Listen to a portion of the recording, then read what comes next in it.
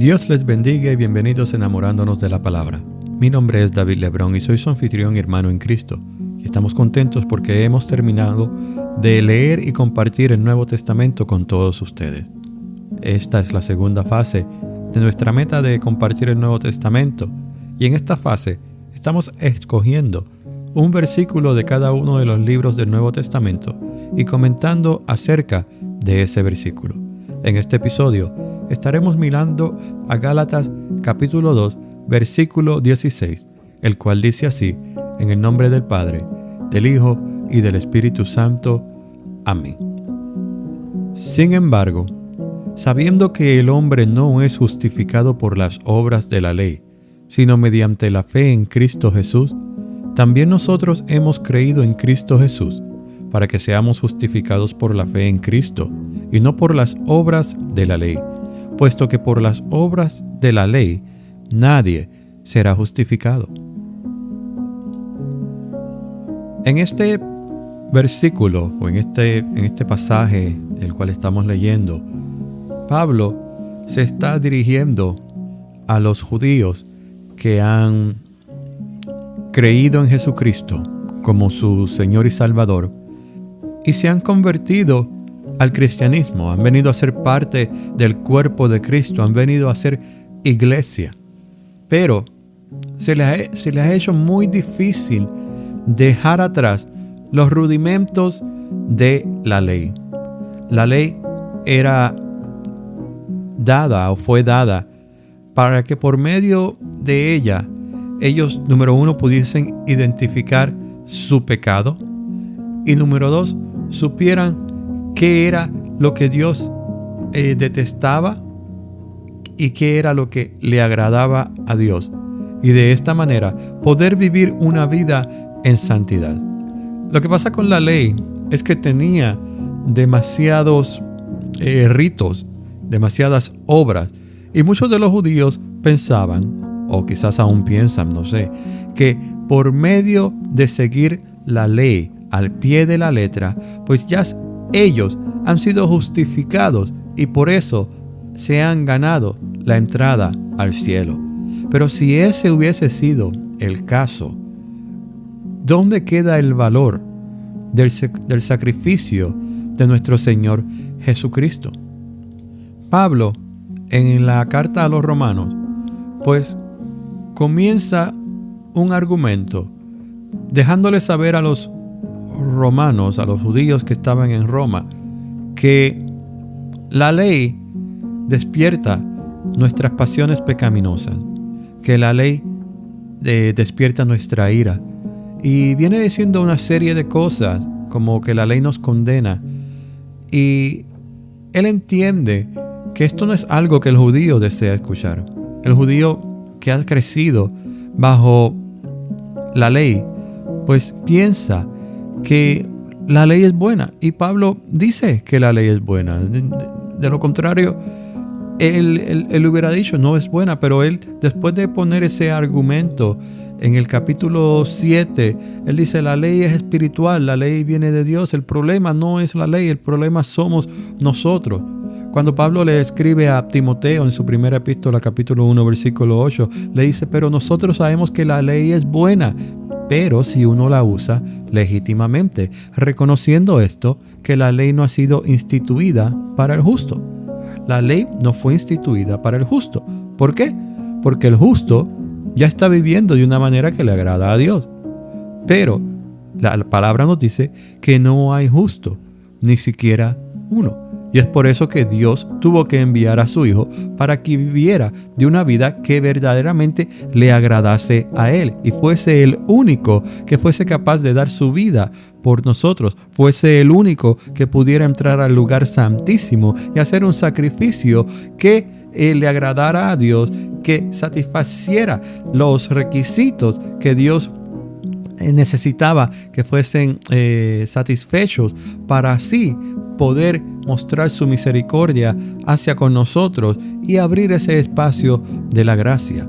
Pero después de que Pablo le dice a Timoteo que la ley es buena si uno la usa legítimamente, que no tiene nada que decirle al justo, continúa diciendo que la ley sí tiene que decirle mucho a los transgresores y rebeldes, a los impíos y pecadores, a los irreverentes y profanos, a los parricidas y matricidas, a los homicidas, a los inmorales, homosexuales, secuestradores, mentirosos, a los que juran en falso y para cualquier otra cosa que es contraria a la sana doctrina, según el glorioso evangelio del Dios bendito.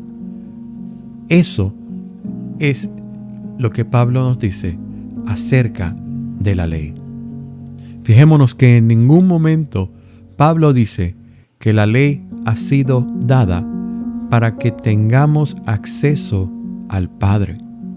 Él simplemente dice que la ley no tiene nada que decirle al justo, pero sí tiene mucho que decirle al pecador, porque por medio de la ley es que deben reconocerse, deben identificarse como pecadores y así reconocer el pecado en el cual están viviendo. Miren que Pablo, el gran hombre de Dios, en el capítulo 7 de Romanos, él identifica el pecado por el cual estaba viviendo. Y de los 10 mandamientos que Dios ha dado, fue con el 10º que él se identificó. En el 10º mandamiento, en el cual él dijo la codicia, no codiciarás.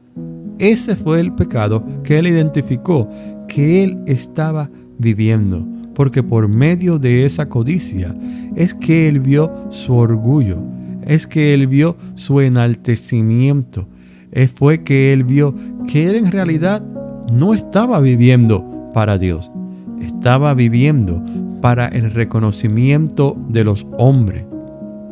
Pablo es un gran ejemplo de la experiencia del cristiano, que muchas veces vivimos señalando al prójimo, que muchas veces vivimos que no vamos a caer, y sin embargo, aquel que piensa estar firme, aquel que cree estar firme, es el que más cuidado debe tener de no caer, porque ese que está enaltecido en su propia seguridad, pues al caer, ¿cómo reaccionaría?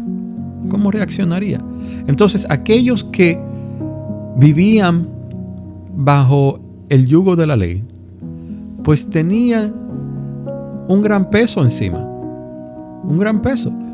porque sabemos que a todos ellos se le hizo muy difícil mantener y cumplir con todos los mandamientos de la ley, especialmente cuando se nos dice que al fallar en uno, al quebrantar uno de los mandamientos de la ley, ya has quebrantado toda la ley, ya has incumplido con el resto de la ley. Así que Pablo les dice que tenemos que reconocer la gracia de Dios, sabiendo que el hombre no es justificado por el cumplir la ley, por las obras de la ley, por hacer sacrificios, por ofrendar, por esto, por lo otro, sino que nosotros somos justificados mediante la fe en Cristo Jesús, porque Cristo es el único que ha sido crucificado. Él es el único que ha sido sacrificado y que ha derramado su sangre para que nosotros seamos cubiertos por ella y que posicionalmente al Padre mirarnos a nosotros, ver primero al Hijo parado entre Él y nosotros.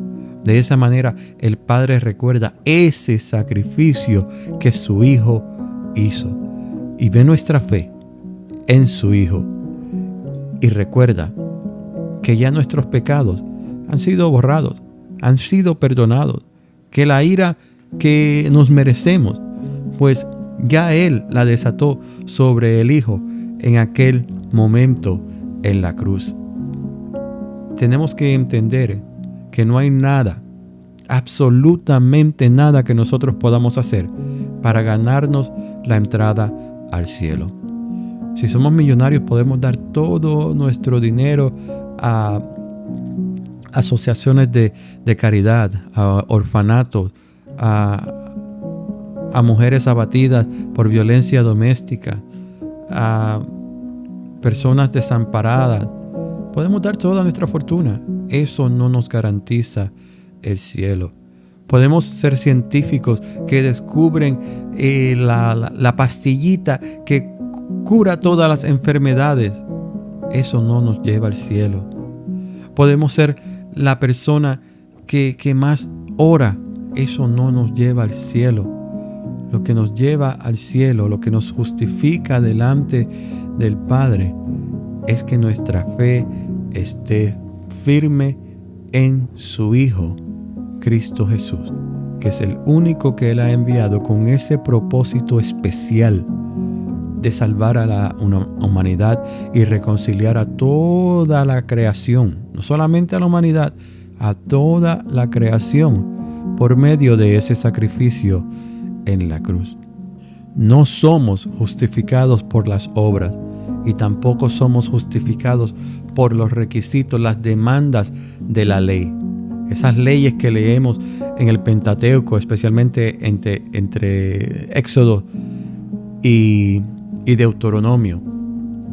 Esas obras, pues en realidad no nos salvan. Ahora, si cumplimos con la ley que dice: amarás a Jehová tu Dios con todo tu corazón, con toda tu mente, con toda tu alma, pues ya estamos hablando de que amamos a Cristo. Y al amar a Cristo, estamos amando al Padre. Y para mostrar ese amor, pues la ley, son los mandamientos de Dios, ya están grabados en nuestros corazones.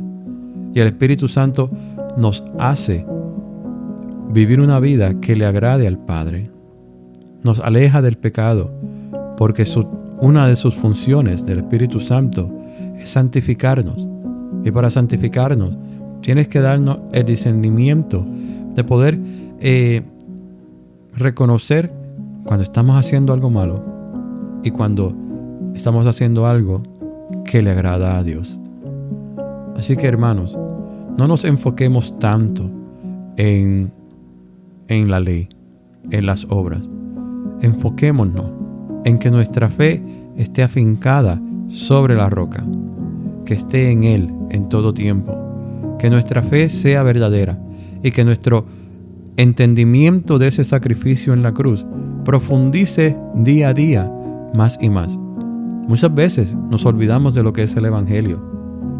Leemos el Evangelio de Juan una vez y ya no sabemos la historia y no lo repasamos. No regresamos a leer el Evangelio de cada uno de los evangelistas. No nos preocupamos por las explicaciones del Evangelio en las cartas de Pablo y las cartas pastorales. No nos esforzamos por leer y entender el mensaje predicado en el libro de los Hechos. Era uno muy sencillo. Ellos no se desviaban ni a izquierda ni a derecha. Ellos podían levantarse y predicar lo mismo todo el tiempo: que Jesús es Dios, que se encarnó, que nació de una mujer, vivió bajo la ley, y en el momento oportuno, en el momento en el que el Padre ya había determinado, cuando su hora había llegado, Él murió en la cruz, sacrificándose así para perdón de nuestros pecados, pero que el poder del Espíritu de Dios lo resucitó de entre los muertos al tercer día, y que ahora Él está en el lugar de honor, a la derecha del Padre, siendo mediador entre Dios y los hombres, siendo nuestro abogado, y que un día Él regresará por su iglesia y también regresará a reinar por los siglos de los siglos. Ese es el Evangelio, y es algo que no se nos debe olvidar. Es algo en lo cual debemos profundizar. Esta ha sido la reflexión del día de hoy. Gracias por escuchar Enamorándonos de la Palabra. Que Dios les bendiga.